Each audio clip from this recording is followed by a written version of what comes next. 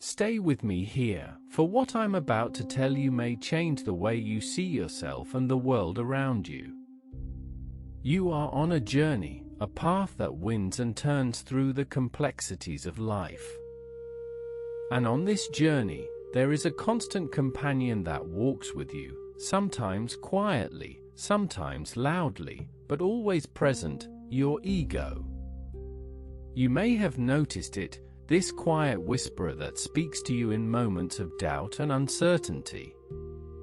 It tells you that you are not enough, that you need to be more, to have more, to achieve more. It is a voice that can be persuasive, convincing you that happiness and fulfillment lie just beyond the horizon, if only you could grasp them. But what if this voice, this ego, is not your friend? What if it is, in fact, a barrier to true freedom? Let's take a step back and consider the wisdom of the ancient thinkers. The Stoics, for example, understood the dangers of the ego. They saw it as a source of disturbance, a disruptor of the peace that lies within. Epictetus, a former slave who became a prominent Stoic philosopher, wrote that it's not what happens to you, but how you react to it that matters. He understood that our reactions, our thoughts and emotions, are what create suffering, not the events themselves. And at the root of these reactions is often the ego, with its need to control, to judge, and to be right. The Taoists, too, recognized the limitations of the ego. They saw it as a rigid and fixed concept, an artificial construct that tries to impose order on the fluid and ever-changing world.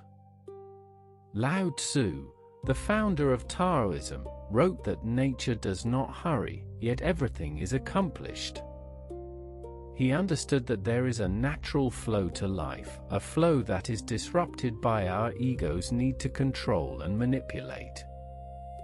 When we let go of this need, we can align ourselves with the natural order and find a sense of peace and harmony. The Buddhists, as well, have a deep understanding of the ego's role in our suffering.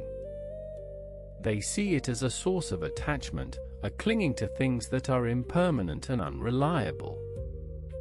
The Buddha himself taught that the ego is the source of all suffering, and that true freedom lies in letting go of this ego.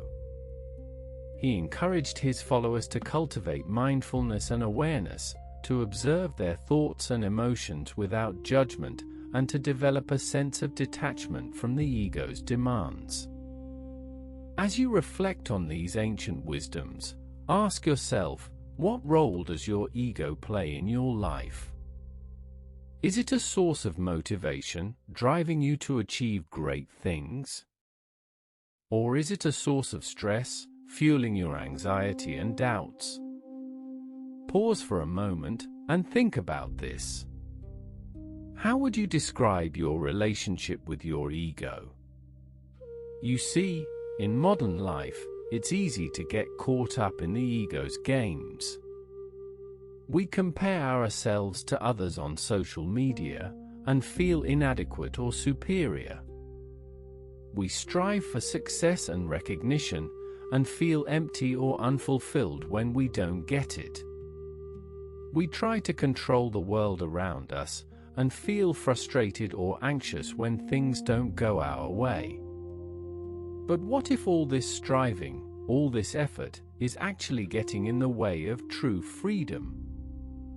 Think about your daily life, your work, your relationships. Are there areas where you feel stuck, or trapped, or limited? Is there a sense of disconnection or discontentment? This may be a sign that your ego is at play, trying to control or manipulate things that are beyond its control. Here's where it gets interesting. What if the key to true freedom lies not in achieving more or getting more, but in letting go? Letting go of the ego's need to control, to judge, and to be right. letting go of the need to be someone, to achieve something. Letting go, simply, and allowing things to be as they are. This is important, for it is here that we find a profound shift in perspective. When we let go of the ego, we open ourselves up to a new way of being. We become more fluid, more adaptable, more present. We are no longer bound by the limitations of our ego, and we can experience life in all its beauty and complexity.